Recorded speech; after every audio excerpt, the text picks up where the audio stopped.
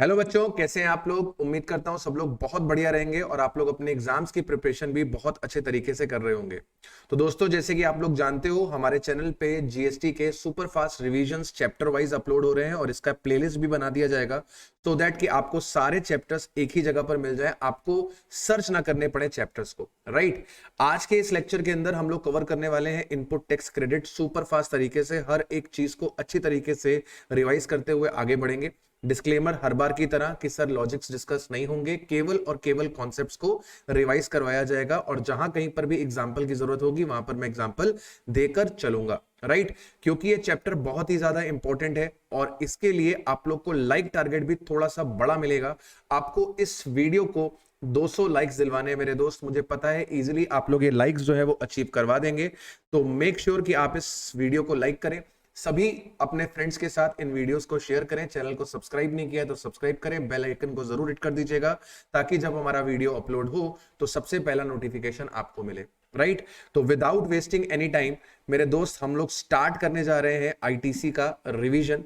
सबसे पहले हमारे सामने आता है sir section number 16। Section number 16 का सब सेक्शन 1 कहता है कि दोस्त आईटीसी उसी व्यक्ति को मिलेगा जो व्यक्ति रजिस्टर्ड है जीएसटी के अंदर और उसने अगर इनपुट्स का इस्तेमाल इन द कोर्स और फर्दरेंस ऑफ बिजनेस में करना है।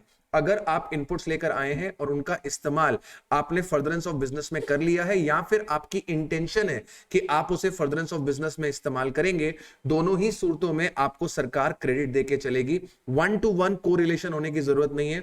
मतलब जब आपने इनपुट्स खरीदे, अगर वो इनपुट्स कंज्यूम नहीं हुए हैं, वो इनपुट्स यूज नहीं हुए, तब भी आपको क्रेडिट मिल जाएगा, बशर्ते आपकी इंटेंशन जो है उसको बिजनेस में इस्तेमाल करने की होनी चाहिए। अब आईटीसी मिलेगा रजिस्टर्ड पर्सन को अगर आप उसे इस्तेमाल करेंगे इन द कोर्स और फर्दरेंस ऑफ बिजनेस। इसके अलावा और कुछ कंडीशंस है जो आपको पूरी करनी है। सबसे इंपॉर्टेंट कंडीशन है कि आपके पास डॉक्यूमेंट्री एविडेंस होना चाहिए कि आपने जीएसटी पे किया है। डॉक्यूमेंट्री एविडेंस क्या है सर? एक टैक्स इनवॉइस, एक डेबिट नोट। अगर आपके पास टैक्स इनवॉइस और डेबिट नोट है तो उसी के बेसिस पे आपको आईटीसी मिलेगा। अगर आपके पास डॉक्यूमेंट्री एविडेंस मिसिंग है तो आपको आईटीसी नहीं मिलेगा। अगला पॉइंट आता है सर, जिस चीज का आप आईटीसी मांग रहे हो, चाहे वो गुड्स है चाहे वो सर्विसेज है, वो गुड्स और सर्विसेज आपको रिसीव हो चुके होने चाहिए, except in the case of job worker, except in the case of job worker और except in the case of bill to ship model, except in the case of bill to ship model. अगर bill to ship model है, bill to ship model है तो उस case में क्या होता है, लेट्स से मैं सप्लायर हूं और मिस्टर राज जो है वो मेरे को ऑर्डर देते हैं कि सर मेरे गुड्स को शाम तक पहुंचा दीजिए। राज ने मेरे को ऑर्डर दिया कि सर मेरे गुड्स को शाम तक पहुंचा दीजिए, तो इस केस में मैं बिलिंग राज को करूंगा और गुड्स की डिलीवरी शाम को दूंगा। यहां पर राज को गुड्स रिसीव नहीं होंगे, लेकिन राज जो है वो आईटीसी के लिए एलिजिबल होंगे। इसको अपन बोलते हैं बिल टू शिप मॉडल। इसके बाद अगला पॉइंट आता है कि जो सप्लायर है, जिससे आपने गुड्स लिए हैं, जिससे आपने सर्विसेज ली हैं, उस व्यक्ति ने गवर्नमेंट के पास टैक्स का पैसा पहुंचा दिया हो, चाहे तो कैश में चाहे तो क्रेडिट लेजर का इस्तेमाल करके, मतलब आईटीसी क्लेम करके। इसके बाद जो आप हैं यानी कि जो रिसिपिएंट है, जो आईटीसी क्लेम कर रहा है, उस व्यक्ति ने अपनी रिटर्न अंडर सेक्शन 39 यानी कि GSTR3B फाइल कर दी हो। मेरे साथ साथ सारी कंडीशन को रिपीट करेंगे। सर सेक्शन 16 ने बोला है कि आईटीसी किसको मिलेगा बेटा? रजिस्टर्ड पर्सन को मिलेगा जब इनपुट्स का इस्तेमाल इन द कोर्स और फर्दरेंस ऑफ बिजनेस पे होगा। क्या सिर्फ इतनी सी बात पे आईटीसी मिल जाएगा? नहीं सर, कुछ और कंडीशंस है वो भी पूरी करनी पड़ेंगी, जैसे कि आपके पास डॉक्यूमेंट्री एविडेंस होना चाहिए यानी कि टैक्स इनवॉइस और डेबिट नोट होना चाहिए, आपको गुड्स और सर्विसेज रिसीव हो चुके होने चाहिए। लेकिन अगर जॉब वर्कर वाला केस है, बिल टू शिप मॉडल वाला केस है, तो भले आपको गुड्स और सर्विसेज रिसीव नहीं हुई होंगी तो भी हम आपको आईटीसी दे देंगे। इसके बाद अगला आता है कि आपके सप्लायर ने टैक्स का पैसा गवर्नमेंट को दे दिया है, चाहे तो इलेक्ट्रॉनिक कैश लेजर का इस्तेमाल करके, चाहे तो इलेक्ट्रॉनिक क्रेडिट लेजर का इस्तेमाल करके, और आपने अपना रिटर्न अंडर सेक्शन 39 यानी कि GSTR3B आपने फाइल कर दिया है। अगर ये 6 कंडीशंस को आप पूरा कर देते हो तो आप आईटीसी लेने के लिए एलिजिबल रहते हो। चलिए अब बात करते हैं रूल नंबर 36(4) की। रूल नंबर 36(4) कहता है कि दोस्त आपको जो मैक्सिमम आईटीसी मिलेगा वो होगा लोअर ऑफ फॉलोइंग। आपको जो मैक्सिमम आईटीसी मिलेगा वो होगा लोअर ऑफ फॉलोइंग। जितना आईटीसी आपके बुक्स में आ रहा है उतना, या फिर जितना आईटीसी आपके GSTR2A में अपीयर हो रहा है उसका 105%। जितना आईटीसी आपके बुक्स में आ रहा है या फिर जितना आईटीसी आपके GSTR2A में अपीयर हो रहा है उसका 105%। GSTR2A में कौन सा वाला आईटीसी आता है सर? जब हमारा सप्लायर GSTR1 भरता है तो उसकी इंफॉर्मेशन ऑटो पॉपुलेट होकर GSTR2A में आती है। तो अगर आपके सप्लायर ने सारी इनवॉइसेस को अपलोड नहीं किया होगा GSTR1 में तो उस केस में आपका आईटीसी रिस्ट्रिक्ट होगा। आपको मैक्सिमम जो आईटीसी मिलेगा वो मिलेगा 105% of ITC as per GSTR2A।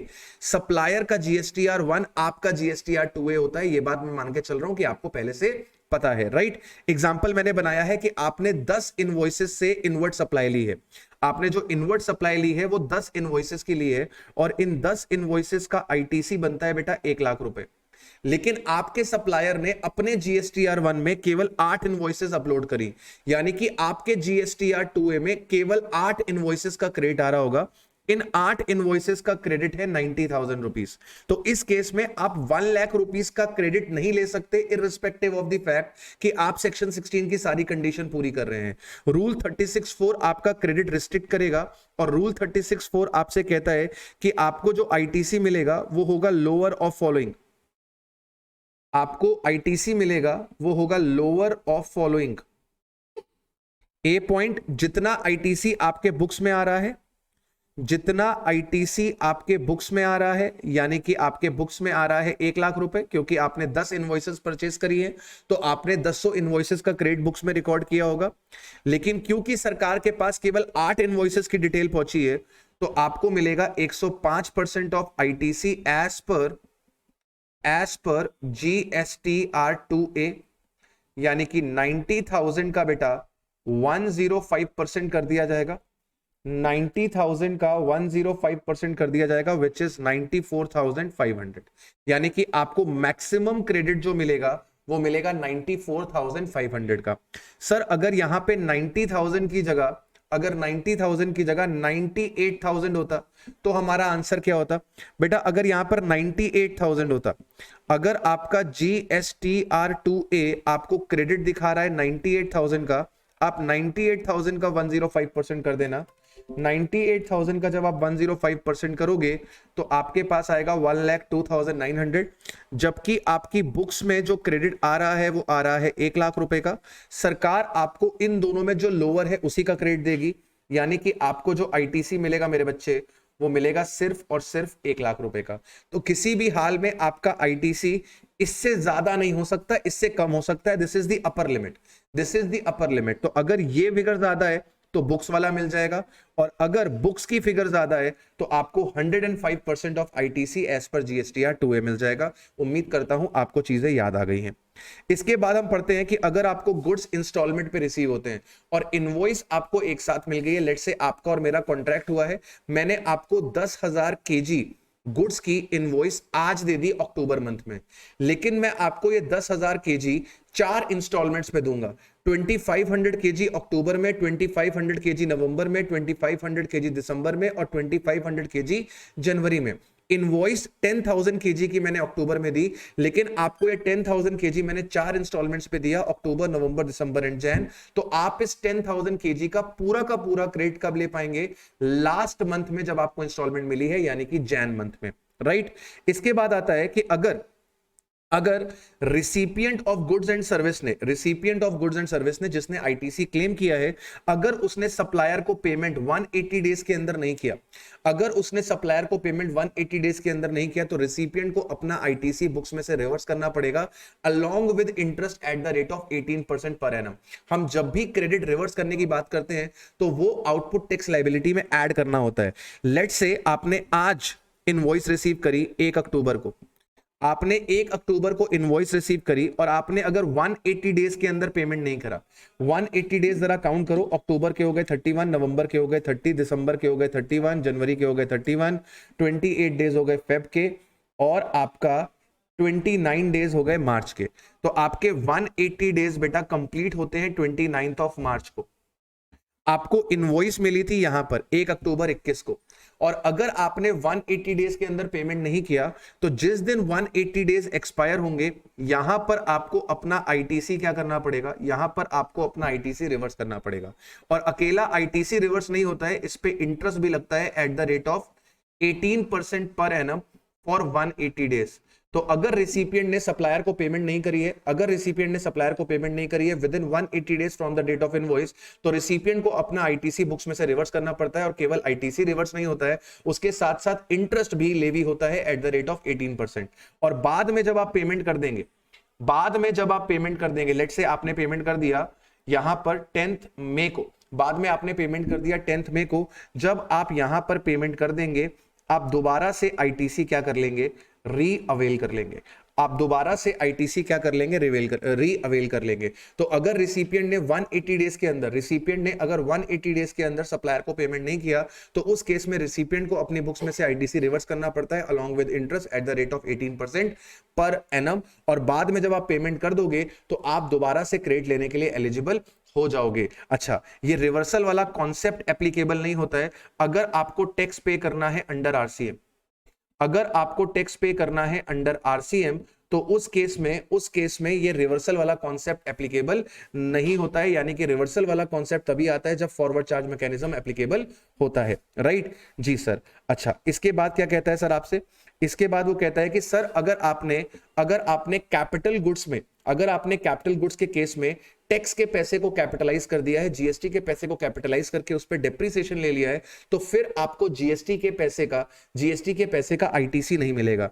Late से आपने गुड्स खरीदे, लेट से आपने मशीन खरीदी, लेट से आपने मशीन खरीदी जिसकी कीमत थी लेट से 10 लाख रुपए, 10 लाख रुपए, और इस पे आपने जीएसटी दिया था 1,80,000 rupees, 1,80,000 rupees.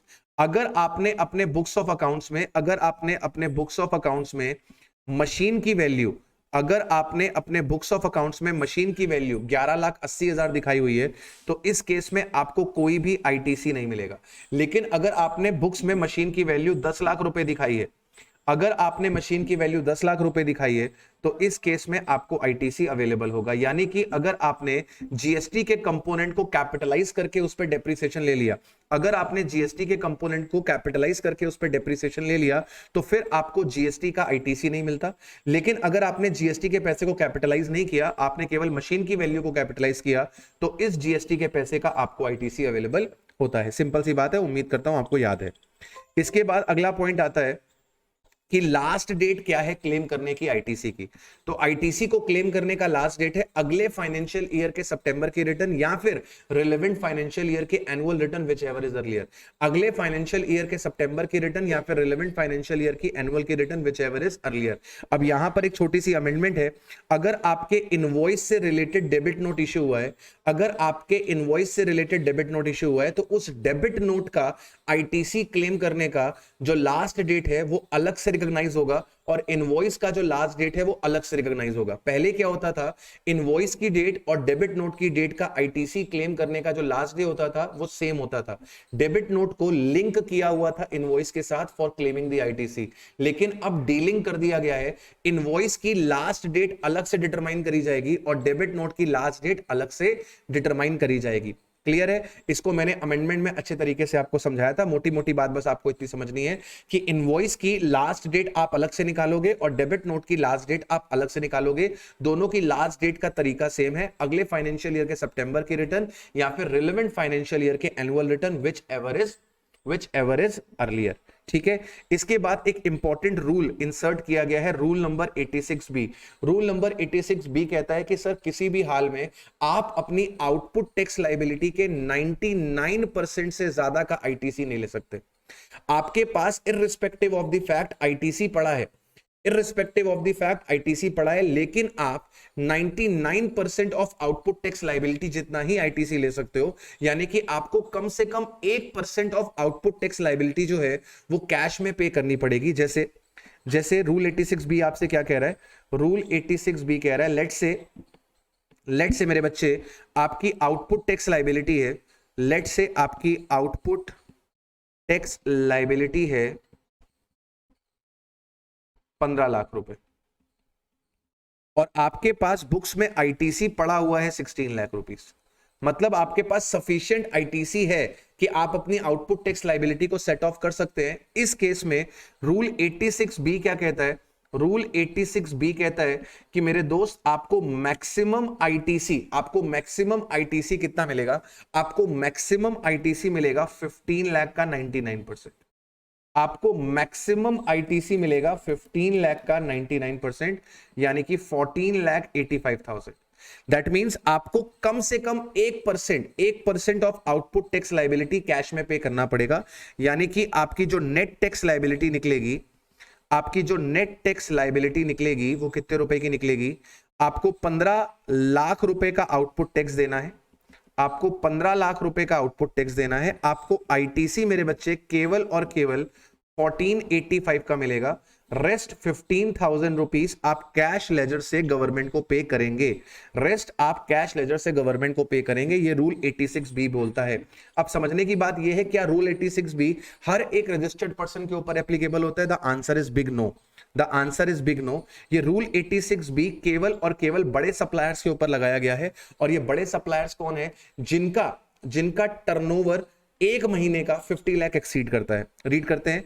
It implies that registered person shall not use the amount available in the electronic credit ledger to discharge his liability towards the output tax in excess of 99% of such tax liability in cases where the value of taxable supply other than exempt supply and zero rated supply in a month exceeds 50 lakh। तो अगर आपका taxable supply other than exempt and zero rated supply 50 lakh exceed करता है तो आपके ऊपर rule 86 be applicable हो जाएगा। समझिएगा बात को। मिस्टर एक्स है, इनका मंथ ऑफ जुलाई का मैं टर्नओवर का डिटेल आपको दे रहा हूं। इनके मंथ ऑफ जुलाई का मैं टर्नओवर डिटेल आपको दे रहा हूं। इनकी जो टैक्सेबल सप्लाई है वो है मेरे बच्चे 49 लाख रुपीस की। इनकी एग्जेम्प्ट सप्लाई है मेरे बच्चे 12 लाख रुपए की। इनकी जीरो रेटेड सप्लाई है मेरे बच्चे 2 लाख रुपए की। तो अगर आप इनकी टोटल सप्लाई निकालोगे तो टोटल सप्लाई आ रही है 49 प्लस 14 63 लाख रुपीस की। तो इनका टर्नओवर जो है जुलाई का वो 50 लाख से ज्यादा है, लेकिन इसमें जो टैक्सेबल सप्लाई है वो 50 लाख से ज्यादा की नहीं है। वो 50 लाख से ज्यादा नहीं है। ध्यान से पढ़ लेना वर्ड क्या लिखा हुआ है, एक्सीड करनी चाहिए 50 लाख, विच मींस दैट कि अगर 50 लाख एक्सीड नहीं करती है, अप टू 50 लाख होती है, तो रूल 86 बी एप्लीकेबल नहीं होगा, आपको 100% आईटीसी मिल जाएगा। लेकिन अगर एक्सीड करती है 50 लाख तो उस केस में नहीं मिलेगा। मतलब कि अगर यहां पे 49 लाख है तो इस केस में 86 बी एप्लीकेबल नहीं होगा। अगर यहां पर मैं 49 को 50 लाख कर दूं और बाकी चीजें सेम रहने दो तो आपका टर्नओवर 64 लाख है, लेकिन फिर भी 86 बी एप्लीकेबल नहीं होगा क्योंकि टैक्सेबल सप्लाई 50 लाख एक्सीड नहीं करती है। लेकिन अगर मैं यहां पे 51 लाख कर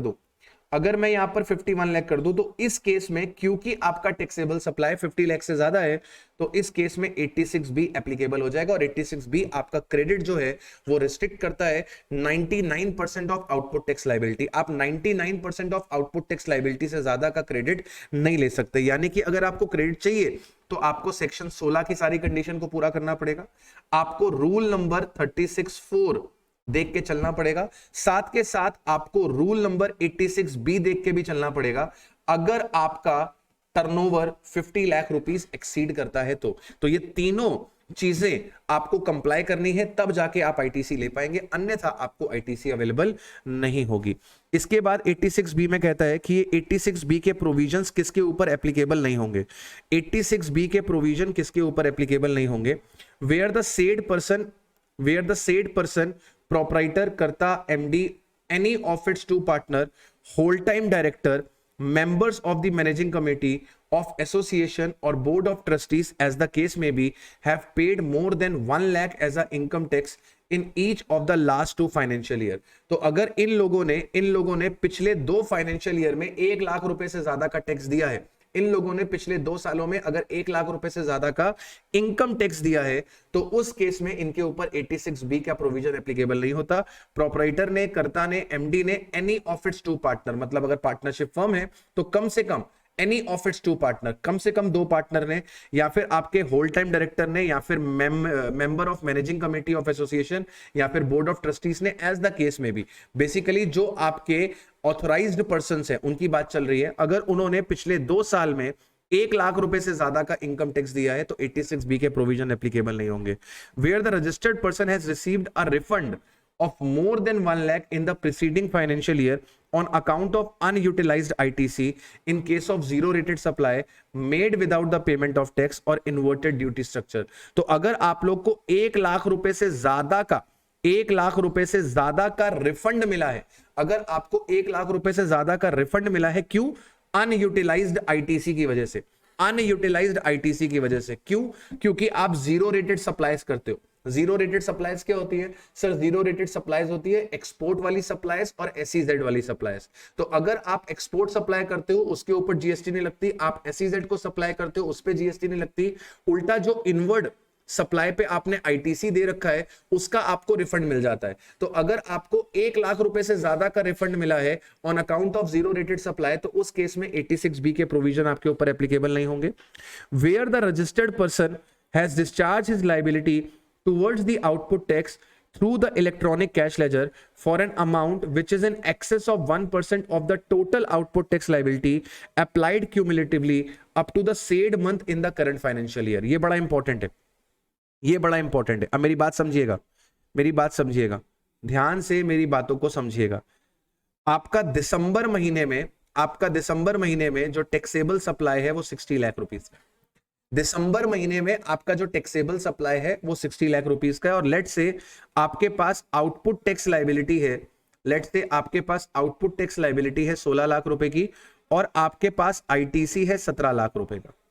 तो यहां पर आपका 86B एप्लीकेबल नहीं होगा अगर 86B एप्लीकेबल नहीं होगा अगर अप्रैल से लेकर नवंबर तक, अप्रैल से लेकर नवंबर तक आपकी क्यूमुलेटिव आउटपुट टैक्स लायबिलिटी, आपकी cumulative output tax liability minus आपका क्यूमुलेटिव आईटीसी, और जो आपने क्यूमुलेटिव टैक्स पे किया है, आपने जो क्यूमुलेटिव टैक्स पे किया है, अगर ये मोर देन 1% है, अगर ये मोर देन 1% है, तो उस केस में करंट पीरियड में यानी कि दिसंबर के महीने में 86B एप्लीकेबल नहीं होगा। जरा ध्यान से समझना। लेट से मैं 2 केसेस बनाता हूं, ए पार्ट बनाता हूं आपके लिए। ए पार्ट में मेरी क्यूमुलेटिव टैक्स लायबिलिटी लेट से 1 करोड़ रुपीस की है। मेरी क्यूमुलेटिव टैक्स लायबिलिटी लेट से 1 करोड़ रुपीस की है, राइट। और मैंने क्यूमुलेटिव जो आईटीसी लिया है, क्यूमुलेटिव मैंने जो आईटीसी लिया है वो लिया है लेट से 95 लाख रुपीस। क्यूमुलेटिव मैंने जो आईटीसी लिया है 95 लाख रुपीस, यानी कि मैंने टैक्स कितना पे किया है? मैंने टैक्स पे किया है 5 लाख। अब अगर आप 5 लाख इस 1 करोड़ का परसेंटेज निकालो, अगर आप ये परसेंटेज निकालो तो ये परसेंटेज कितनी निकलेगी? 5%। यानी कि मैंने 1% से ज्यादा टैक्स जो है वो कैश में पे किया हुआ है। तो इस केस में यहां पर 86B एप्लीकेबल नहीं होगा। इस केस में यहां पर 86B मेरे बच्चे एप्लीकेबल नहीं होगा। लेकिन लेट से अगर मेरा टोटल टैक्स लायबिलिटी 1 करोड़ का है, लेट से मेरा टोटल टैक्स लायबिलिटी 1 करोड़ का है क्यूमुलेटिवली, और मेरा आईटीसी जो है वो 99 लाख 10,000 का है, 99 लाख 10,000 का है। तो मैंने कुल टैक्स 90,000 ही पे किया है। मैंने जो टैक्स पे किया है वो कुल 90,000 पे किया है। अब अगर ये परसेंटेज आप निकालोगे तो ये परसेंटेज कितनी आएगी? ये 0.9% आएगी। मतलब मैंने लेस देन 1% दिया है, तो उस केस में यहां पर 86B एप्लीकेबल हो जाएगा। ये इंपॉर्टेंट है, एग्जाम में आ सकता है, ये वाला पॉइंट इंपॉर्टेंट है, एग्जाम में आ सकता है। तो करंट पीरियड में 86B एप्लीकेबल नहीं होगा अगर करंट पीरियड से पहले क्यूमुलेटिवली आपने जो टैक्स पे किया है वो 1% से अगर ज्यादा है। क्यूमुलेटिवली जो आपने टैक्स पे किया है अगर वो 1% से ज्यादा है तो करंट पीरियड में 86B के प्रोविजंस एप्लीकेबल नहीं होंगे। इसके बाद अगला पॉइंट कहता है where the registered person has discharged his liability towards the out, ये तो बता दिया मैंने, where the registered person is a government department, public sector undertaking, local authority और statutory body.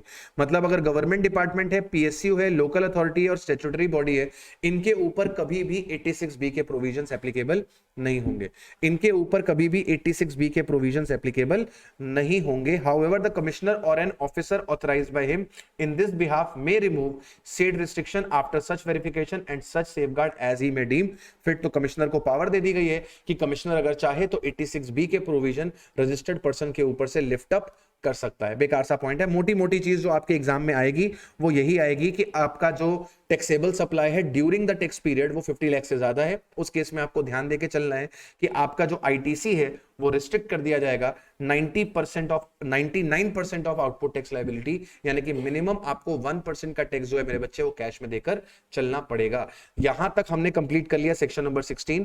Rule number 36(4), rule number 86B. अभी तक आप enjoy कर रहे हैं सेशन को तो लाइक जरूर बनता है, क्योंकि लाइक नहीं किया दैट मीन्स कि YouTube को समझ में नहीं आएगा कि वीडियो अच्छा है. आपको पसंद आ रहा है तो बाकी बच्चों को भी पसंद आ सकता है, इसलिए लाइक जरूर करिए ताकि YouTube इसे मैक्सिमम लोगों तक पहुंचाए. राइट, चलिए अब हम लोग बात करते हैं जल्दी से सेक्शन नंबर 17 की. सेक्शन नंबर 17 जो है बेटा वो बात करता है अपॉर्शनमेंट ऑफ क्रेडिट की और ब्लॉक क्रेडिट की.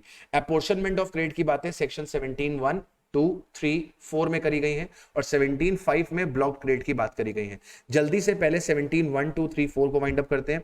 17(1) कहता है कि सर अगर आप इनपुट्स लेकर आए हो और इसका इस्तेमाल आप बिजनेस पर्पस के लिए करते हो और अदर पर्पसेस के लिए करते हो तो उस केस में आपको क्रेडिट सिर्फ उतने प्रोपोर्शन का मिलेगा जितना आपने उसे बिजनेस पर्पस में इस्तेमाल किया है. लेट्स से मैं 1 लाख रुपए का इनपुट लेकर आता हूं और उस 1 लाख रुपए पे मैंने 12,000 रुपए का जीएसटी पे किया है. मैं 1 लाख रुपए का इनपुट लेकर आता हूं और उस पे मैंने 12% का जीएसटी पे किया हुआ है. राइट, मैं 1 लाख रुपए का इनपुट लेकर आया हूं, 1 लाख रुपए का इनपुट लाया हूं और इस पे मैंने जीएसटी दे रखी है 12,000 की. 12,000 की मैंने जीएसटी दे रखी है. इस इनपुट को मैंने 50% या फिर मैं बोल देता हूं मैंने 70% यूज किया है बिजनेस में और मैंने इसको 30% यूज किया है अदर पर्पस में. ठीक है, अदर पर्पस में. तो इस केस में मुझे इस 12,000 का 70% का आईटीसी अलाउ होगा और रेस्ट जो मेरा 30% है वो मुझे डिस अलाउ कर दिया जाएगा. राइट, सिमिलरली अगर आप इनपुट्स लेकर आते हो और इनपुट्स का इस्तेमाल आप टैक्सेबल सप्लाई में करते हो इंक्लूडिंग जीरो रेटेड सप्लाई, साथ के साथ आप इनका इस्तेमाल एग्जेम्प्ट सप्लाई में करते हो तो उस केस में क्रेडिट आपको उतना ही मिलेगा जितना आपने टैक्सेबल और जीरो रेटेड में इस्तेमाल किया होगा. जितना इस्तेमाल आपने एग्जेम्प्ट सप्लाई में किया होगा उसका आईटीसी आपको अलाउड नहीं होगा. अगेन, अगर आप इनपुट लेकर आते हो 1 लाख रुपए के जिसपे आपने जीएसटी दे रखा है मेरे बच्चे 18,000 रुपए का और इस 1 लाख का 70% आपने यूज किया है टैक्सेबल सप्लाई में इंक्लूडिंग जीरो रेटेड सप्लाई और 30% आपने इसका इस्तेमाल किया है एग्जेम्प्ट सप्लाई में. तो इस केस में मेरे बच्चे आपको इस 18,000 का 70% का आईटीसी मिलेगा और 30% का आईटीसी आपका लैप्स कर दिया जाएगा. राइट, तो पहला पॉइंट बोल रहा था कि बिजनेस नॉन बिजनेस में किया तो बिजनेस का क्रेडिट मिल जाएगा. अगर आपने taxable supply including zero rated supply और आपने एग्जेम्प्ट सप्लाई में किया तो उस केस में टैक्सेबल सप्लाई का मिल जाएगा और आपको एग्जेम्प्ट सप्लाई का क्रेडिट नहीं मिलेगा. मतलब जितना प्रोपोर्शन टैक्सेबल सप्लाई में यूज हुआ है उसका क्रेडिट मिल जाएगा और बाकी का क्रेडिट नहीं मिलेगा. अब बात करते हैं कि सर एग्जेम्प्ट सप्लाई में क्या आता है. नॉर्मली अगर आप एग्जेम्प्ट सप्लाई की डेफिनेशन पढ़ोगे तो एग्जेम्प्ट सप्लाई के अंदर 3 चीजें आती हैं. एग्जेम्प्ट सप्लाई के अंदर नॉर्मली 3 चीजें आती हैं. 3 चीजें क्या है सर? वो सप्लाई जो कि होली एग्जेम्प्ट है, वो सप्लाई जो नील रेटेड है, वो सप्लाई जो नॉन टैक्सेबल है. तो जनरली एग्जेम्प्ट सप्लाई की डेफिनेशन में ये 3 चीजें आती हैं. लेकिन for the purpose of section 17 exempt supply की डेफिनेशन को थोड़ा बढ़ाया गया. एग्जेम्प्ट सप्लाई के अंदर हमने वो आउटवर्ड सप्लाई भी इंक्लूड करी जिस पे आरसीएम लगता है. क्योंकि सर आपको इस पे टैक्स देना नहीं है, लेट्स से मैं इनपुट लेकर आता हूं और उस इनपुट का इस्तेमाल ऐसी सप्लाई में करता हूं जिसपे टैक्स रिवर्स चार्ज में लगना है, तो मुझे इस सप्लाई का आईटीसी मिलना नहीं है, तो सरकार कहती है जब तुम्हें इसका आईटीसी ही नहीं मिलना है तो तुम इसको एग्जेम्प्ट सप्लाई मान लो। तो आउटवर्ड सप्लाई अंडर आरसीएम आपकी एग्जेम्प्ट सप्लाई का पार्ट बन जाती है। और इसके अलावा इसके अंदर आ जाता है transaction in securities. Transaction in securities मतलब आपका शेयर्स, डिबेंचर्स, बॉन्ड। तो अगर आप शेयर, डिबेंचर्स, बॉन्ड्स में डील करते हो तो वो भी एग्जेम्प्ट सप्लाई का पार्ट बन जाएगा। एंड लास्टली इसके अंदर एग्जेम्प्ट सप्लाई के अंदर आ जाता है sale of land and building. Sale of land and building after receiving completion certificate. After receiving completion certificate. देखिए, अगर आपने लैंड एंड बिल्डिंग बेचा है बिफोर रिसीविंग कंप्लीशन सर्टिफिकेट तो वो सप्लाई ऑफ सर्विस होती है, लेकिन अगर आपने लैंड और बिल्डिंग को बेचा है आफ्टर रिसीविंग कंप्लीशन सर्टिफिकेट तो वो नेगेटिव लिस्ट में जाती है। लेकिन एग्जेम्प्ट सप्लाई का प्रोपोर्शन इंक्रीज करने के लिए सरकार ने लैंड और बिल्डिंग की सेल को after receiving completion certificate exempt supply के अंदर डाला गया है। इन तीनों को एग्जेम्प्ट सप्लाई के अंदर डालने का पर्पस यही है कि ज्यादा से ज्यादा आपका क्रेडिट एग्जेम्प्ट सप्लाई की तरफ चला जाए और उसे गवर्नमेंट रिस्ट्रिक्ट कर दे, वो आपको अलाउ ना करे। तो ये तीन चीजें जो ऐड हुई हैं, this is only for the purpose of what? Only for the purpose of section 17। तो सेक्शन 17 के लिए एग्जेम्प्ट सप्लाई की डेफिनेशन में आता है wholly exempt, nil rated, non taxable, outward supply under RCM, securities का ट्रांजैक्शन और sale of land and building after receiving completion certificate. ये 6 चीजें आप इंक्लूड करके चलेंगे। ये बात आपको यहीं पे समझाई गई है जो मैंने अभी आपको बता दी। तो हमने 17(1), 17(2), 17(3) कर लिया। This is what? This is 17(3), ये हमने कर लिया।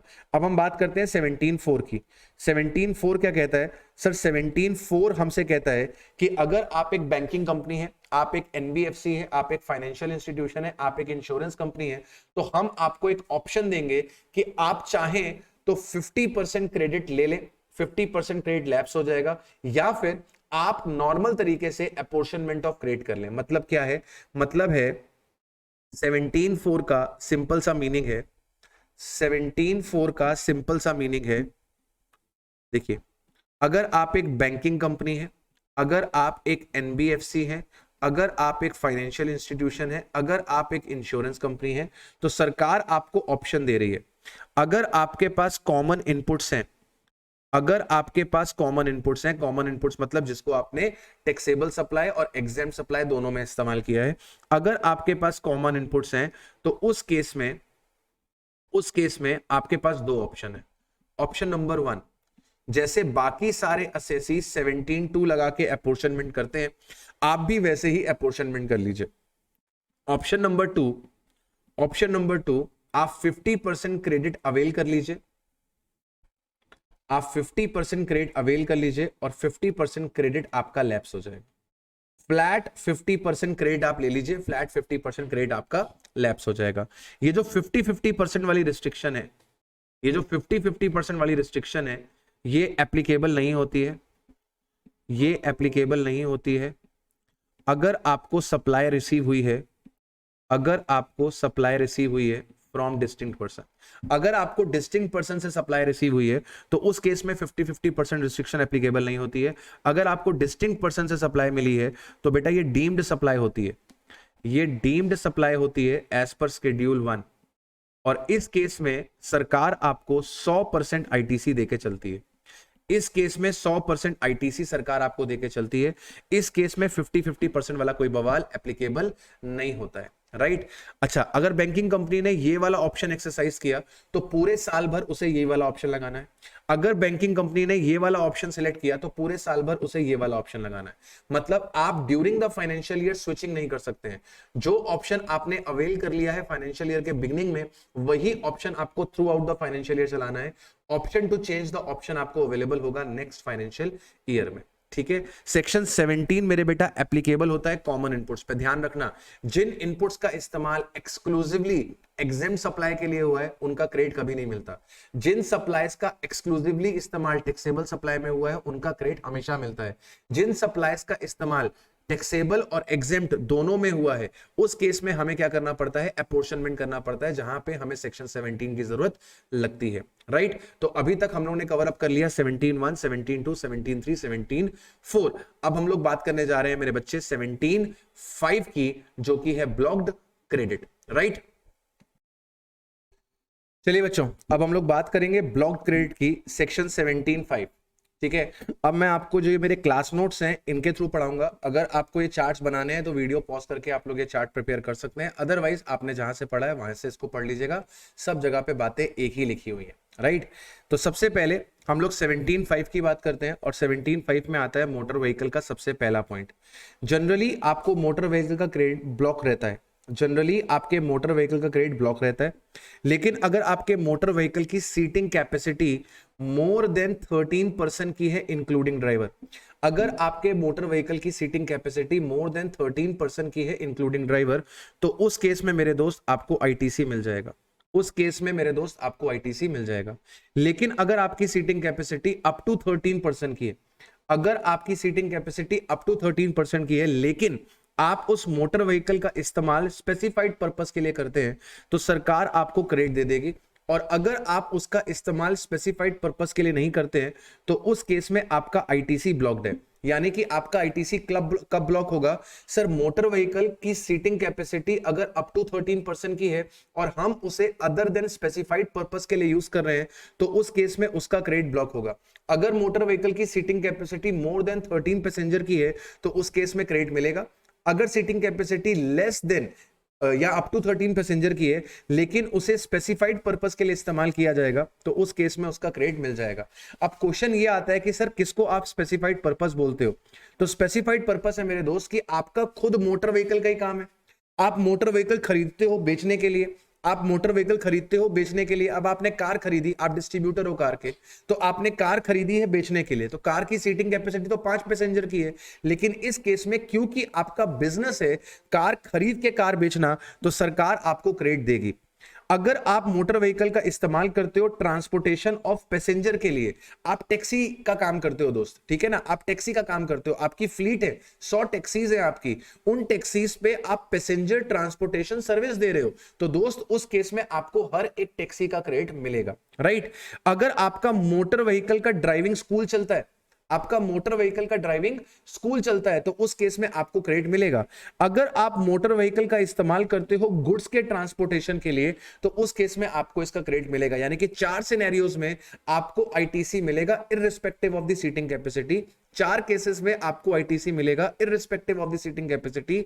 अगर आप एंगेज्ड हैं further supply of motor vehicle में, आप मोटर व्हीकल में पैसेंजर ट्रांसपोर्टेशन की सर्विस देते हैं, आप मोटर व्हीकल का इस्तेमाल करते हैं ड्राइविंग सिखाने के लिए, आप मोटर व्हीकल का इस्तेमाल करते हैं ट्रांसपोर्टेशन ऑफ गुड्स के लिए, राइट। अच्छा, अब इसके बाद कुछ मोटर व्हीकल्स है, उन्हें मोटर व्हीकल कंसीडर नहीं किया गया है। Following is not considered as motor vehicle and hence उसका क्रेडिट आपको अवेलेबल हो जाएगा। Following is not considered as motor vehicle and hence उसका क्रेडिट आपको मिल जाएगा। अगर आपका व्हीकल रनिंग हो रही है अपॉन फिक्स्ड रेल, अगर आपके व्हीकल की रनिंग हो रही है अपॉन फिक्स्ड रेल, यानी किसकी बात हो रही है मेरे बेटा, यानी कि किसकी बात हो रही है, ट्रेन की बात हो रही है, तो ट्रेन का क्रेडिट मिल जाएगा किसको, इंडियन रेलवेज को। अगर आपके पास स्पेशल पर्पस व्हीकल है for being used in a factory और एनी एनक्लोज्ड प्रीमाइसेस, तो फैक्ट्री के अंदर माल को उठाने के लिए, एक जगह से दूसरी जगह पे रखने के लिए आपके व्हीकल्स का इस्तेमाल होता है, उनका आपको क्रेडिट मिल जाएगा। इसके बाद अगर आपके पास व्हीकल है जिसके लेस देन 4 व्हील्स हैं, जिसके लेस देन 4 व्हील्स हैं और वो फिटेड है ऐसे इंजन के साथ जिसकी कैपेसिटी अप टू 25 सीसी है, तो अगर आपके पास कोई ऐसा व्हीकल है जिसकी 4 व्हील से कम है और उसका इंजन अप टू 25 सीसी है, तो उसका आपको क्रेडिट मिल जाएगा। इनको क्या बोला गया है बेटा, इनको क्या बोला गया बेटा, इनको बोला गया है ये मोटर व्हीकल नहीं है, इनका क्रेडिट आपको सदैव सदैव सदैव अलाउड होगा। अगला पॉइंट आता है मेरे दोस्त वेसल और एयरक्राफ्ट। अगर आप वेसल और एयरक्राफ्ट को स्पेसिफाइड पर्पस के लिए इस्तेमाल करते हो, आप वेसल और एयरक्राफ्ट को स्पेसिफाइड पर्पस के लिए इस्तेमाल करते हो तो आपको क्रेडिट मिल जाएगा, और अगर आप स्पेसिफाइड पर्पस के लिए इस्तेमाल नहीं करते हो तो उस केस में आपका आईटीसी ब्लॉक्ड है। सर स्पेसिफाइड पर्पस क्या है बेटा? वही जो मोटर व्हीकल में पढ़ा था, एक बार फिर पढ़ लो। अगर तुम्हारा काम है तुम एयरक्राफ्ट वेसल खरीद के आगे बेचते हो तो उस केस में तुमको क्रेडिट मिल जाएगा। अगर तुम एयरक्राफ्ट और वेसल पे पैसेंजर का ट्रांसपोर्टेशन कर रहे हो तुम्हें क्रेडिट मिल जाएगा। अगर तुम एयरक्राफ्ट को फ्लाई करना सिखाते हो और वेसल को नेविगेट करना सिखाते हो तो उस केस में तुम्हें एयरक्राफ्ट और वेसल का क्रेडिट मिल जाएगा। अगर तुम एयरक्राफ्ट और वेसल में गुड्स का ट्रांसपोर्टेशन करते हो तो उस केस में भी तुमको क्रेडिट मिल जाएगा। यानी कि जो स्पेसिफाइड पर्पस मोटर व्हीकल के लिए है वही स्पेसिफाइड पर्पस वेसल और एयरक्राफ्ट के लिए भी है, राइट। इसके बाद अगला पॉइंट आता है मेरे दोस्त, general insurance servicing repair and maintenance of motor vehicle vessel और एयरक्राफ्ट। ध्यान से, general insurance servicing repair maintenance, general insurance servicing repair maintenance किसका? मोटर व्हीकल का, वेसल का और एयरक्राफ्ट का। जिस मोटर व्हीकल, वेसल और एयरक्राफ्ट का तुम इंश्योरेंस करवा रहे हो, सर्विस करवा रहे हो, रिपेयर मेंटेनेंस करवा रहे हो, उस मोटर व्हीकल, वेसल और एयरक्राफ्ट का आईटीसी मिलता है तो जनरल इंश्योरेंस सर्विस और रिपेयर मेंटेनेंस का भी आईटीसी मिलेगा। अगर मोटर व्हीकल की सीटिंग कैपेसिटी 13 पैसेंजर से ज्यादा है तो मोटर व्हीकल का आईटीसी मिलता है, तो मोटर व्हीकल का general insurance service repair maintenance का भी आईटीसी मिलेगा। मोटर व्हीकल की सीटिंग कैपेसिटी 10 पैसेंजर की है और मोटर व्हीकल को स्पेसिफाइड पर्पस में यूज नहीं करते हो तो मोटर व्हीकल का आईटीसी क्या है? ब्लॉक्ड है। तो उस केस में तुम्हें चेक करना पड़ेगा कि अगर तुम मोटर व्हीकल, वेसल और एयरक्राफ्ट के मैन्युफैक्चरर हो या फिर तुम खुद एक जनरल इंश्योरेंस कंपनी हो जिसने मोटर व्हीकल का इंश्योरेंस किया हुआ है और तुम अपना इंश्योरेंस फर्दर इंश्योर करवा रहे हो, यानी कि तुम एक जनरल इंश्योरेंस कंपनी हो, तुमने इनवर्ड में इंश्योरेंस लिया है आउटवर्ड में इंश्योरेंस देने के लिए, तो उस केस में तुमको क्रेडिट मिल जाएगा। अदरवाइज तुम्हारा क्रेडिट क्या हो जाएगा? ब्लॉक हो जाएगा। रिपीट करो मेरे साथ, अगर जनरल इंश्योरेंस सर्विस और रिपेयर मेंटेनेंस का केस है, उस केस में मोटर व्हीकल, एयरक्राफ्ट और वेसल का अगर क्रेडिट मिलता है तो तुमको इनका भी क्रेडिट मिल जाएगा, मतलब कि तुम्हें जनरल इंश्योरेंस सर्विस और रिपेयर मेंटेनेंस का भी क्रेडिट मिल जाएगा। और अगर तुम्हारा मोटर व्हीकल का, एयरक्राफ्ट का, वेसल का क्रेडिट ब्लॉक है तो तुम्हें जनरल इंश्योरेंस सर्विस और रिपेयर मेंटेनेंस का क्रेडिट तब मिलेगा जब तुम उनके मैन्युफैक्चरर होगे या फिर तुमने general insurance service, repair maintenance की सर्विस ली है आगे देने के लिए, तो उस केस में तुमको क्रेडिट मिल जाएगा। अदरवाइज क्रेडिट तुम्हारा ब्लॉक रहेगा।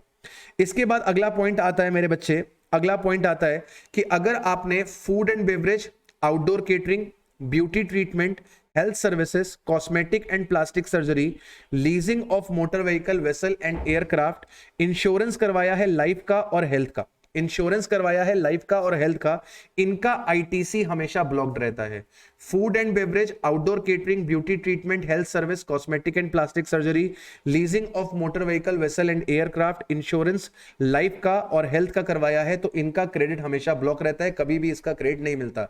लेकिन अगर तुमने ये वाली सप्लाईज इनवर्ड में ली है आउटवर्ड में देने के लिए, अगर तुमने ये वाली सप्लाईज इनवर्ड में ली है आउटवर्ड में देने के लिए, तो उस केस में तुमको इनका आईटीसी मिल जाएगा। इसके बाद अगला पॉइंट आता है मेरे बच्चे, अगर आपने क्लब की मेंबरशिप ली है, किसी हेल्थ और फिटनेस सेंटर की मेंबरशिप ली है, तो इनका क्रेडिट हमेशा ब्लॉक रहता है, कोई भी आपको इसका क्रेडिट नहीं दिलवा सकता।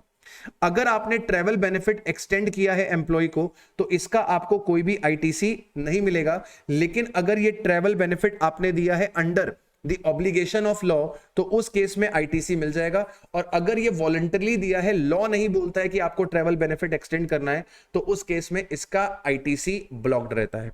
अगला आता है बच्चे works contract service. Works contract service में अगर तुम्हें कंस्ट्रक्शन ऑफ इमूवेबल प्रॉपर्टी की सर्विस मिली है, अगर तुम्हें कंस्ट्रक्शन ऑफ इमूवेबल प्रॉपर्टी की सर्विस मिली है और वो immovable property plant and machinery है तो आईटीसी मिल जाएगा। अगर वो immovable property other than plant and machinery है तो उस केस में तुमको उसका क्रेडिट नहीं मिलेगा, उस केस में तुमको उसका क्रेडिट नहीं मिलेगा। और अगर तुम्हारे पास work contract service other than immovable property के लिए आया है तो उस केस में भी तुमको आईटीसी अवेलेबल हो जाएगा। यानी कि अगर तुमने वर्क्स कॉन्ट्रैक्ट का सर्विस किसी मूवेबल प्रॉपर्टी के लिए लिया है या फिर तुमने इमूवेबल प्रॉपर्टी के रिपेयर एंड मेंटेनेंस के लिए लिया है, कंस्ट्रक्शन के लिए नहीं, रिपेयर एंड मेंटेनेंस के लिए लिया है, तो उस केस में तुम्हें इसका क्रेडिट मिल जाएगा। लेकिन अगर तुमने कंस्ट्रक्शन ऑफ इमूवेबल प्रॉपर्टी के लिए लिया है और वो immovable property other than plant and machinery है, तो तुम्हें उसका क्रेडिट नहीं मिलेगा। अब इस बात का एक छोटा सा एक्सेप्शन है, अगर तुमने इनवर्ड में वर्क्स कॉन्ट्रैक्ट का सर्विस लिया है आउटवर्ड में वर्क्स कॉन्ट्रैक्ट का सर्विस देने के लिए, तो इनवर्ड वाला वर्क्स कॉन्ट्रैक्ट सर्विस कैसा भी हो, मूवेबल का हो, इमूवेबल का हो, प्लांट एंड मशीनरी का हो, कैसा भी हो, अगर तुमने इनवर्ड में वर्क्स कॉन्ट्रैक्ट का सर्विस लिया है आउटवर्ड में वर्क्स कॉन्ट्रैक्ट का सर्विस देने के लिए, तो इस केस में तुमको हमेशा आईटीसी मिलता है, इसका आईटीसी कभी भी ब्लॉक नहीं होता है। अगर तुमने सेल्फ के लिए वर्क्स कॉन्ट्रैक्ट सर्विस लिया है और वो मूवेबल प्रॉपर्टी का है, तो तुम्हें क्रेडिट मिल जाएगा। इमूवेबल प्रॉपर्टी का है लेकिन कंस्ट्रक्शन नहीं है, क्रेडिट मिल जाएगा। इमूवेबल प्रॉपर्टी का है, कंस्ट्रक्शन से रिलेटेड है और वो other than plant and machinery है, तो तुम्हें क्रेडिट नहीं मिलेगा। अगर वो प्लांट एंड मशीनरी है तो तुम्हें क्रेडिट मिल जाएगा, राइट। इसके बाद अगला पॉइंट आता है कि अगर तुमने गुड्स और सर्विस प्रोक्योर करी है for the construction of immovable property except plant and machinery, अगर तुमने गुड्स और सर्विसेज प्रोक्योर करे हैं कंस्ट्रक्शन ऑफ इमूवेबल प्रॉपर्टी के लिए, तो तुम्हें क्रेडिट नहीं मिलेगा। लेकिन अगर वो immovable property plant and machinery है, तो उस केस में तुम्हें उसका क्रेडिट मिल जाएगा। इसका मतलब अगर गुड्स और सर्विसेज हमने प्रोक्योर करे हैं अदर देन कंस्ट्रक्शन के लिए, तो हमेशा क्रेडिट मिलता है। कंस्ट्रक्शन के लिए अगर करे हैं तो इमूवेबल प्रॉपर्टी के कंस्ट्रक्शन के लिए नहीं मिलेंगे, प्लांट एंड मशीनरी का कंस्ट्रक्शन हो रहा होगा तो मिल जाएंगे। अगर आपने टैक्स पे किया है अंडर द कंपोजिशन स्कीम, उसका क्रेडिट आपको नहीं मिलता है। अगर आप एक एनआरटीपी हैं, अगर आप एक एनआरटीपी हैं और आप गुड्स एंड सर्विसेज प्रोक्योर करते हैं, तो उस केस में आपको क्रेडिट नहीं मिलता। लेकिन जब आप दूसरे देश से हमारे देश में आते हैं और गुड्स को इंपोर्ट करते हैं और इंपोर्ट करते वक्त आपने जो जीएसटी पे करी होती है, उसका क्रेडिट आपको मिल जाता है, उसका क्रेडिट आपको मिल जाता है। इसके बाद गुड्स और सर्विस अगर आप इस्तेमाल करते हैं पर्सनल कंजम्पशन के लिए, उसका क्रेडिट आपको नहीं मिलता। अगर आपके गुड्स डिस्ट्रॉय हो जाते हैं, लॉस्ट हो जाते हैं, राइट ऑफ हो जाते हैं, या फिर फ्री सैंपल्स के तौर पे आप उसे डिस्ट्रीब्यूट कर देते हैं, तो उस केस में उसका क्रेडिट आपको अवेलेबल नहीं होता। सिमिलरली अगर आपने टैक्सेस पे करे हैं अंडर सेक्शन 74, अंडर सेक्शन 129 और अंडर सेक्शन 130, यानी कि डिमांड और पेनल्टी के चलते अगर आपने टैक्सेस पे करे हैं, तो उसका भी क्रेडिट आपको अवेलेबल नहीं होता है। So this is all about 17.5 block credit. इस वीडियो को एक बारी दोबारा से देखना ब्लॉक क्रेडिट वाले पोर्शन को, तो आपको अच्छे से ब्लॉक्ड क्रेडिट जो है मेरे बच्चे वो समझ में आ जाएगा। चलिए बच्चों, अब हम लोग जल्दी से स्टार्ट करते हैं section number 18, availability of ITC in special circumstances. इसको मैं जरा अपने ही तरीके से आपको एक्सप्लेन कर देता हूं, टेक्स्ट से मैं इसको बिल्कुल भी रीड नहीं कराऊंगा। स्पेशल सर्कमस्टेंसेस क्या हो सकते हैं सर? स्पेशल सर्कमस्टेंसेस हैं कि मान लीजिए आप पहले रजिस्टर नहीं थे और अब आप लायबल टू बी रजिस्टर हो गए, यानी कि अब आपको कंपल्सरली रजिस्ट्रेशन टेक करना है। आपको कंपल्सरली रजिस्ट्रेशन टेक करना है। पहले आप रजिस्टर्ड नहीं थे, ठीक है, रजिस्टर्ड नहीं थे, ना ही आप लायबल टू रजिस्टर थे। अब आप लायबल टू रजिस्टर हो चुके हैं और अब आप रजिस्ट्रेशन के लिए अप्लाई कर रहे हैं। तो अगर आप विद इन 30 डेज रजिस्ट्रेशन के लिए अप्लाई कर देते हैं, लेट से आप लायबल हुए थे, लेट से आप लायबल हुए थे 10 सितंबर 21 को, आप इस डेट पे लायबल हुए हैं रजिस्ट्रेशन के लिए, और यहां से विद इन 30 डेज, यहां से विद इन 30 डेज आप रजिस्ट्रेशन के लिए अप्लाई कर देते हैं। लेट से आपने 30 सितंबर को रजिस्ट्रेशन के लिए अप्लाई कर दिया, तो ऐसे केस में सरकार आपसे कहती है कि दोस्त 10 सितंबर से ठीक एक दिन पहले, 10 सितंबर से ठीक एक दिन पहले यानी कि 9 सितंबर को तुम्हारे पास स्टॉक में जो रॉ मटेरियल है, रॉ मटेरियल इन WIP है, raw material in finish goods हैं, इनका आईटीसी तुमको अवेलेबल हो जाएगा, इनका आईटीसी तुमको अवेलेबल हो जाएगा। अगर तुम लायबल हो गए हो रजिस्ट्रेशन के लिए और तुम विद इन 30 डेज रजिस्ट्रेशन के लिए अप्लाई कर देते हो, तो जिस दिन तुम लायबल हुए थे रजिस्ट्रेशन के लिए उससे ठीक एक दिन पहले तुम्हारे पास raw material in WIP, raw material in finish goods, इनका क्रेडिट तुमको मिल जाएगा। ध्यान रखना कि अगर आपके पास कैपिटल गुड्स पड़े हैं तो उन कैपिटल गुड्स का क्रेडिट आपको नहीं मिलेगा, राइट। इसी तरीके से मान लीजिए आपने वॉलंटरली रजिस्ट्रेशन के लिए अप्लाई किया है, आपने वॉलंटरली रजिस्ट्रेशन के लिए अप्लाई किया है, आप लायबल नहीं हुए थे, आपने वॉलंटरली रजिस्ट्रेशन सीख किया है, तो सरकार कहती है कि जिस दिन आपको रजिस्ट्रेशन ग्रांट किया जाएगा उससे ठीक एक दिन पहले, लेट से आपने 10 अक्टूबर 21 को रजिस्ट्रेशन के लिए अप्लाई किया और ये वॉलंटरी रजिस्ट्रेशन था, और आपको रजिस्ट्रेशन ग्रांट हुआ लेट से 16 अक्टूबर 21 को, आपको रजिस्ट्रेशन ग्रांट हुआ, तो सरकार कहती है 16 अक्टूबर से ठीक एक दिन पहले, यानी कि 15 अक्टूबर को आपके पास जो रॉ मटेरियल पड़ा है, आपके पास जो रॉ मटेरियल इन WIP पड़ा है, आपके पास raw material in finish goods जो पड़ा है, उसका क्रेडिट आप ले सकते हो। मतलब इन 3 चीजों का आपको ITC अवेलेबल हो जाएगा। लेकिन अगर आपके पास कैपिटल गुड्स रखे हुए हैं तो उन कैपिटल गुड्स का क्रेडिट आप नहीं ले सकते।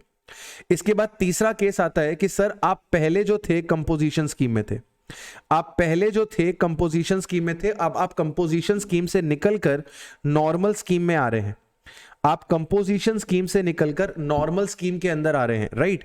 तो ऐसे केस में क्या होगा, जिस दिन आप कंपोजिशन स्कीम से निकलकर नॉर्मल स्कीम पे आएंगे, जिस दिन आप कंपोजिशन स्कीम से निकलकर नॉर्मल स्कीम में आएंगे, लेट से आप 10 नवंबर को कंपोजिशन स्कीम से निकलकर नॉर्मल स्कीम में आ जाते हैं, तो 10 नवंबर से ठीक एक दिन पहले यानी कि 9 नवंबर को आपके पास जो रॉ मटेरियल रखा हुआ है, आपके पास जो रॉ मटेरियल इन WIP रखा हुआ है, आपके पास जो raw material in finish goods रखा हुआ है, इनका ITC तो आपको मिलेगा ही, साथ के साथ मेरे बच्चे आपको कैपिटल गुड्स का भी ITC मिलेगा, और कैपिटल गुड्स का रिड्यूस्ड ITC मिलता है।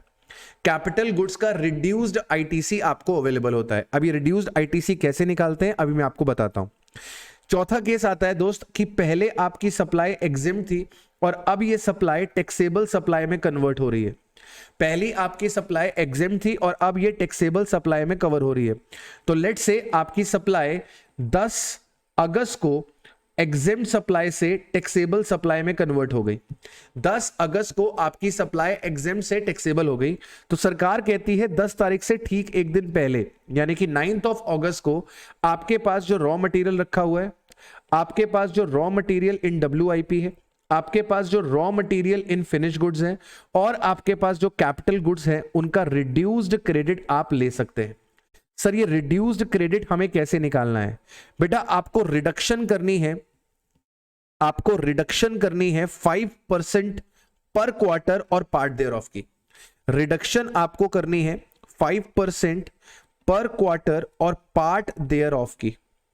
पार्ट देयर ऑफ का मतलब क्या है कि अगर पार्ट ऑफ द क्वार्टर आ जाएगा तो उसे आप कंप्लीट क्वार्टर मान के चलेंगे, और क्वार्टर के लिए आप ऐसे वैसे कोई भी मंथ नहीं ले सकते हैं। क्वार्टर फिक्स है, आपका पहला क्वार्टर है अप्रैल मई जून, दूसरा क्वार्टर है जुलाई अगस्त सितंबर, तीसरा क्वार्टर है अक्टूबर नवंबर दिसंबर, और चौथा क्वार्टर है आपका जनवरी फरवरी और मार्च। क्वार्टर्स आपके ये फिक्स रहेंगे, इन्हीं से आप क्वार्टर का डिसीजन निकालेंगे। आप अपने बेसिस पे क्वार्टर्स क्रिएट नहीं करेंगे, कोई भी 3 महीने का क्वार्टर नहीं बनेगा, इन फिक्स्ड 3-3 महीनों का ही क्वार्टर बनेगा। लेट से आपने मशीन खरीदी थी, लेट से आपने मशीन खरीदी थी 10 जनवरी 2020 को, आपने मशीनरी खरीदी थी 10 जनवरी 2020 को 1 लाख रुपए की, और इस पे आपने GST दी थी लेट से 18,000 रुपीज की, राइट। अब आप लेट से 10th ऑफ सितंबर को, आप 10th ऑफ सितंबर को कंपोजिशन स्कीम से निकलकर नॉर्मल स्कीम में आ रहे हैं। 10th ऑफ सितंबर को आप कंपोजिशन से निकलकर नॉर्मल स्कीम में आ रहे हैं। तो इस केस में आपने कितना मशीन यूज किया है? आपने कितना मशीन यूज किया है? सर हमने मशीन यूज किया है 10th Jan 20 से 9th सितंबर 20 तक, 10th Jan 20 से 9th सितंबर 20 तक। बेटा 10th Jan 20 कौन से क्वार्टर में आता है? सर ये जनवरी फरवरी मार्च वाले क्वार्टर में आता है, ये जनवरी फरवरी मार्च वाले क्वार्टर में आता है। बेटा 9 सितंबर कौन से क्वार्टर में आता है? सर ये जुलाई अगस्त सितंबर वाले क्वार्टर में आता है। इसके बीच के जितने क्वार्टर से कंसीडर कर लो, जनवरी फरवरी मार्च अप्रैल मई जून जुलाई अगस्त सितंबर, तो 3 क्वार्टर्स का आपको रिडक्शन करना पड़ेगा। 3 क्वार्टर्स का आपको रिडक्शन करना पड़ेगा। 3 क्वार्टर्स का मतलब ये हो गया कि टोटल रिडक्शन जो होगी वो 15% की होगी, यानी कि आपके पास 18,000 का क्रेडिट था, 18,000 में से 15% माइनस कर दीजिए, जो रिमेनिंग अमाउंट आएगी उसका ITC आपको मिल जाएगा। जो रिमेनिंग अमाउंट आएगी उसका ITC आपको मिल जाएगा 15,300। यहीं पे अगर मैं 9 सितंबर की जगह, यहीं पे अगर मैं 9 सितंबर की जगह 9 अक्टूबर कर देता, 9 सितंबर की जगह अगर मैं 9 अक्टूबर कर देता, तो आपके कितने क्वार्टर हो जाते? आपके कितने क्वार्टर हो जाते सर? 9 अक्टूबर जो है वो आपका अक्टूबर, नवंबर, दिसंबर वाले क्वार्टर पे आता है। तो पहला क्वार्टर ये है, दूसरा क्वार्टर ये है, इसके बीच के जितने भी क्वार्टर है नोट कर लीजिएगा। 4 क्वार्टर निकल कर आ जाएंगे, 4 क्वार्टर निकल कर आ जाएंगे और 4 क्वार्टर का आपका रिडक्शन होगा। ध्यान से समझिएगा मेरी बात को, ध्यान से समझिएगा मेरी बात को। लेट्स से आपने मशीन खरीदी थी, लेट्स से आपने मशीन परचेस करी थी 10 जनवरी 2020 को 1 लाख रुपए की, और इस पे आपने सरकार को जीएसटी दिया था लेट्स से 18,000 रुपीज का, राइट। फिर क्या हुआ? आपने कंपोजिशन स्कीम से नॉर्मल स्कीम की तरफ रुख कर लिया। ये रुख आपने किया लेट्स से 10 नवंबर 2020 को। अब आपको क्या करना है? यूज का पीरियड निकालना है। यूज का पीरियड निकलेगा 10 जैन 20 से 9 नवंबर 20, 9 नवंबर 20। 10 जैन 20 बेटा कौन से क्वार्टर में आता है सर? ये जनवरी, फरवरी, मार्च वाले क्वार्टर में आता है। 9 नवंबर बेटा कौन से क्वार्टर में आती है सर? ये अक्टूबर, नवंबर, दिसंबर वाले क्वार्टर में आती है। अब इसके बीच के जितने भी क्वार्टर है ले लो सर। अप्रैल, मई, जून भी आएगा और जुलाई, अगस्त, सितंबर भी आएगा। टोटल कितने क्वार्टर्स आ गए बेटा सर? टोटल हमारे पास 4 क्वार्टर आ गए। हर क्वार्टर का 5% रिडक्शन होता है। 20% का आपको रिडक्शन करना पड़ेगा, यानी कि 18,000 में से 20% का रिडक्शन हो जाएगा और हमको जो क्रेडिट मिलेगा सर, हमको जो क्रेडिट मिलेगा सर वो मिलेगा 14,400 का। बात समझ में आ गया? इसके बाद 18 सबसेक्शन 2 आता है और 18 सबसेक्शन 2 आपसे एक छोटी सी बात कहता है कि दोस्त 18(1) के अंदर ये जो 4 केसेस आपने पढ़े, ये जो 4 केसेस आपने पढ़े, इनमें जो आईटीसी का चर्चा चल रहा है, इनमें जो आईटीसी का चर्चा चल रहा है वो आईटीसी आपको तभी मिलेगा जब इनवॉइस 1 साल से ज्यादा पुरानी नहीं होगी। वो आईटीसी आपको तभी मिलेगा जब वो इनवॉइस 1 साल से ज्यादा पुरानी नहीं होगी। सबसेक्शन 2 को रीड करो। A registered person shall not be entitled to take ITC under subsection 1 in respect of any supply of goods or service or both to him after the expiry of 1 year from the date of issue of the tax invoice relating to such supply। ध्यान से समझना मेरी बात को, ध्यान से समझना मेरी बात को। अगर तुम कंपोजिशन स्कीम से नॉर्मल स्कीम की तरफ आ रहे हो 10 अगस्त 2021 को, कंपोजिशन स्कीम छोड़ के नॉर्मल स्कीम में आ रहे हो 10 अगस्त 2021 को, तो सरकार कहती है कि दोस्त 9 अगस्त 21 को तुम्हारे पास जो रॉ मटेरियल पड़ा है, तुम्हारे पास जो रॉ मटेरियल इन WIP है, तुम्हारे पास जो raw material in finish goods है और तुम्हारे पास जो कैपिटल गुड्स है, इनका आईटीसी तुमको अवेलेबल हो जाएगा।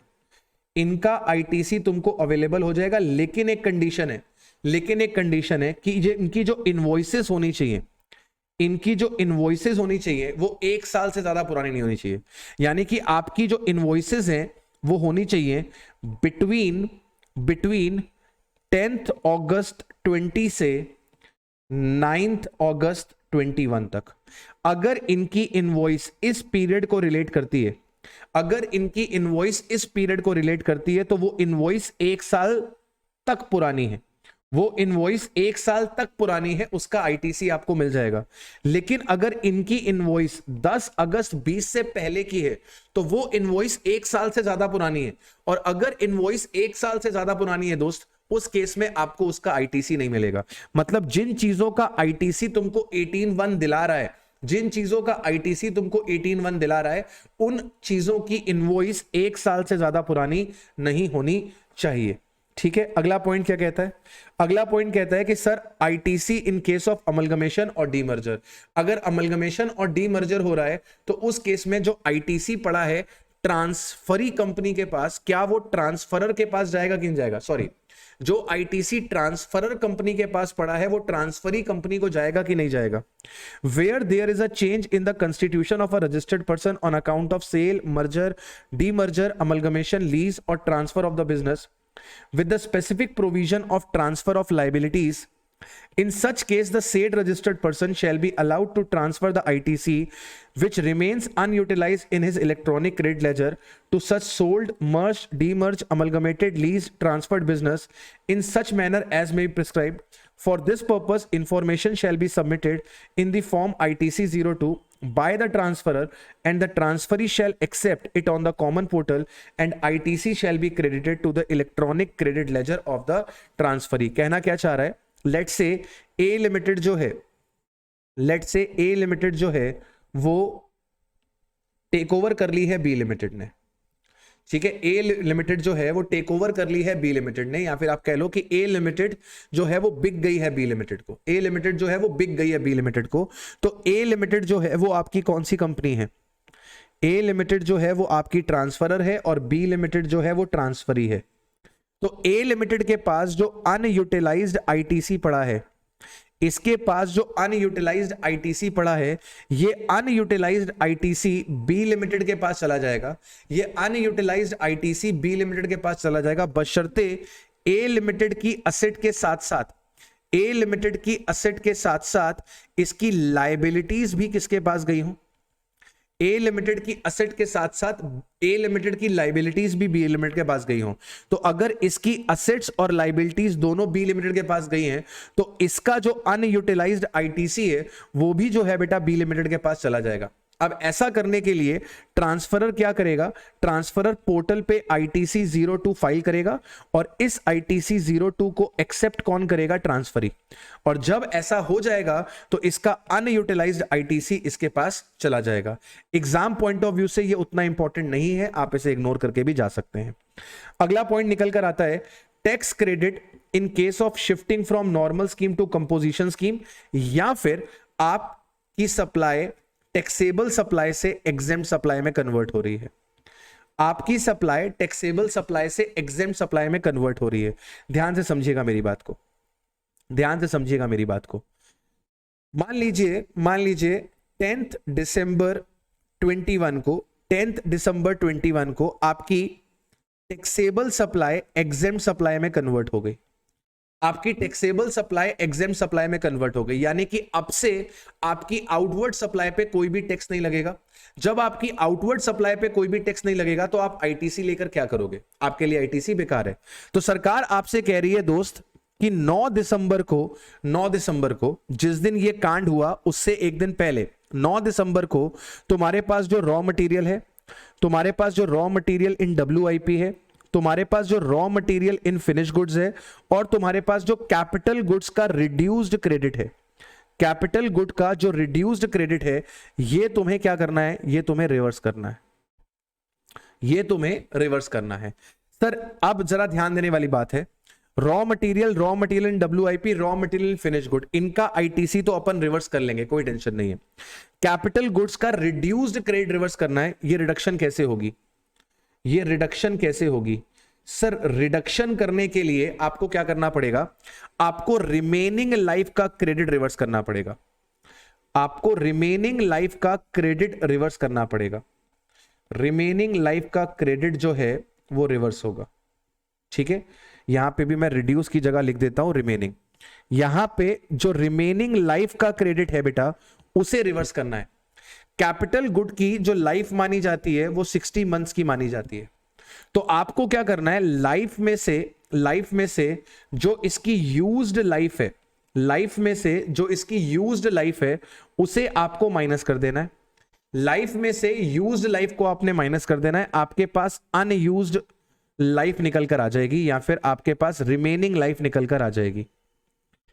अब अगर ये रिमेनिंग लाइफ में कुछ फ्रैक्शन है, अगर इस रिमेनिंग लाइफ में कुछ फ्रैक्शन है, तो वो फ्रैक्शन ऑफ मंथ को अपन क्या कर देंगे?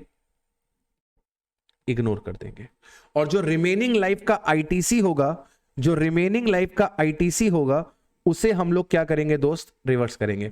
सर नहीं समझ में आ रहा। देखो बच्चे, तुमने कैपिटल गुड्स परचेज करे थे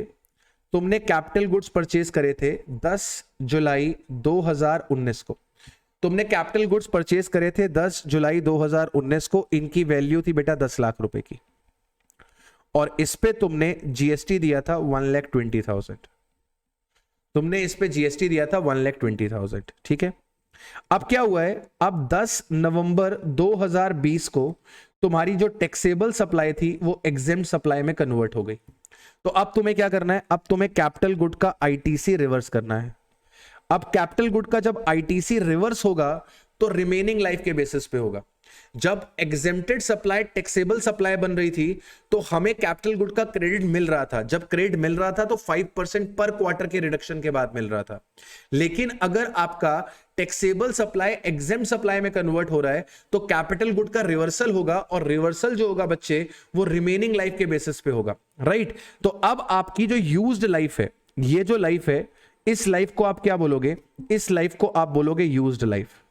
इस लाइफ को आप क्या बोलोगे, यूज्ड लाइफ। मैं यहां पे डेट को चेंज कर देता हूं ताकि फ्रैक्शन निकल कर आए, 1 नवंबर 20 कर देता हूं, 1 नवंबर 20 कर देता हूं। अब अगर आप यूज्ड लाइफ निकालोगे तो यूज्ड लाइफ कितनी निकल कर आएगी, यूज्ड लाइफ कितनी निकल कर आएगी, सर यहां पर आ जाएंगे आपके पास 2019 के 5 महीने, 10 महीने, 15 महीने और 20 दिन। आपकी यूज्ड लाइफ निकल कर आ रही है बेटा 15 महीने और 20 दिन। तो आपकी रिमेनिंग लाइफ कितनी होगी, आपकी रिमेनिंग लाइफ कितनी होगी सर, रिमेनिंग लाइफ होगी 60 मंथ्स में से 15 मंथ एंड 20 डेज को माइनस कर दीजिए। 15 मंथ एंड 20 डेज को आप माइनस कर दीजिए। तो 60 में से 15 गए, बचे 45, 45 में से 20 गए, 44 एंड 10 डेज बचे, 44 मंथ एंड 10 डेज बचे।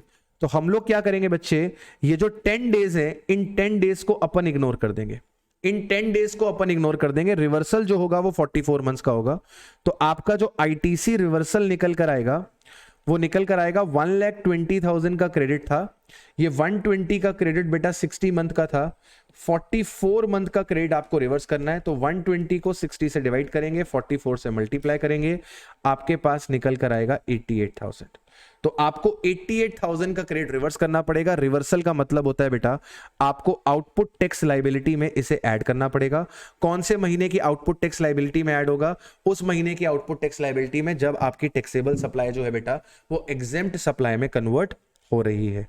इसके बाद लास्ट पॉइंट निकल कर आता है बेटा, अगर तुमने कैपिटल गुड्स को बेच दिया और ऐसे कैपिटल गुड्स को बेचा जिसपे तुम आईटीसी क्लेम कर चुके थे, ऐसे कैपिटल गुड्स को बेचा जिसपे तुम आईटीसी क्लेम कर चुके थे, तो हम क्या करने वाले हैं, सेल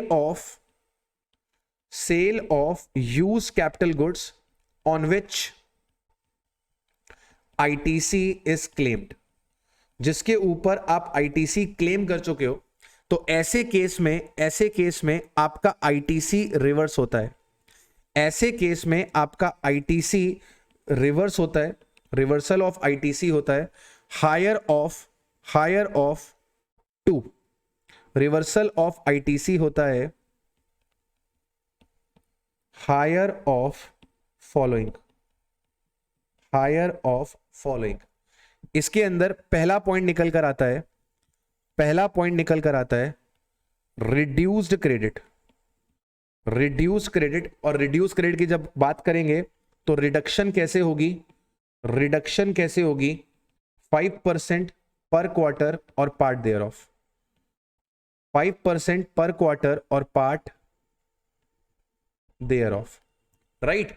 इसके बाद बी पॉइंट आता है जीएसटी ऑन ट्रांजैक्शन वैल्यू। इन दोनों में जो भी आपका हायर होगा उसका क्रेडिट आपको रिवर्स करना पड़ेगा। लेकिन अगर mould, dies, jigs and fixtures हैं, अगर आपका मोल्ड है, डाई है, जिग्स हैं, फिक्सचर्स हैं, तो इस केस में आपका जो रिवर्सल होता है, वो होता है GST on transaction value. In cases में हम हायर नहीं देखते, इसमें जीएसटी ऑन टीवी को रिवर्स किया जाता है। इनके अलावा अगर और कोई कैपिटल गुड्स हैं तो हायर ऑफ फॉलोइंग रिवर्स होता है। रिड्यूस्ड क्रेडिट कैसे निकालेंगे, 5% पर क्वार्टर और पार्ट देयर ऑफ के बेसिस पे, या फिर जीएसटी ऑन ट्रांजैक्शन वैल्यू। आओ एक क्वेश्चन करा देता हूं आपको ताकि आपको भी तसल्ली हो जाए और मुझे भी तसल्ली हो जाए कि आपको समझ में आ गया है, राइट। लेट्स से आपने एक मशीन खरीदी थी, 10 लाख रुपए की।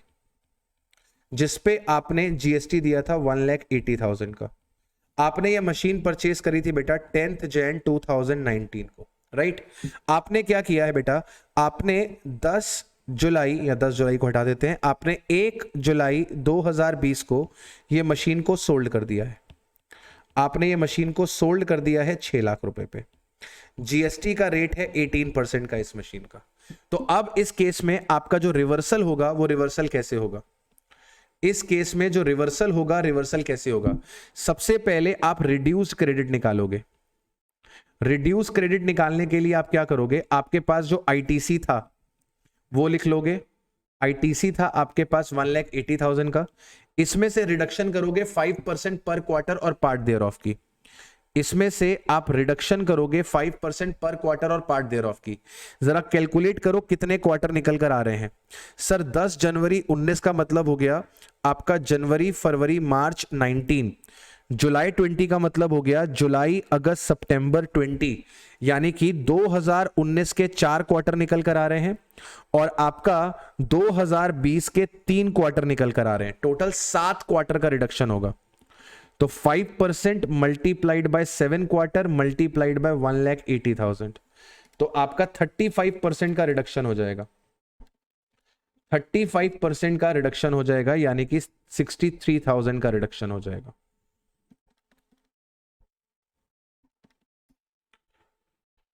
$1,17,000, या तो 1,17,000 रुपए आप रिवर्स करोगे, या फिर जीएसटी ऑन टीवी। टीवी मतलब जितने में ट्रांजैक्शन हुआ है, ट्रांजैक्शन हुआ है 6 लाख पे, 6 लाख का 18%, 6 लाख का 18% होता है 1,08,000। तो क्रेडिट जो रिवर्स होगा मेरे बच्चे, वो रिवर्स होगा आपका 1,17,000, राइट। तो उम्मीद करता हूं बच्चे आपको वीडियो अच्छी लगी होगी। अगर अच्छी लगी है तो लाइक जरूर करिएगा, अच्छे तरीके से रिवीजन करते रहिए, सभी अपने दोस्तों के साथ इन वीडियोस को शेयर करिए so that maximum students can take advantage. जितने ज्यादा व्यूज मिलेंगे मेरे को, उतना ज्यादा मुझे मोटिवेशन आएगा आपके लिए अच्छा काम करने के लिए, क्योंकि कहीं ना कहीं कोई ना कोई मोटिवेशन जरूरी होती है आपके लिए कोई भी काम करने के लिए, राइट। तो अगर आप मुझे मोटिवेट करेंगे तो मैं आपको बदले में एक अच्छा मोटिवेशन, अच्छे रिवीजन वीडियोस आपके लिए लेकर आता रहूंगा। Till then take care, bye bye, have a nice day.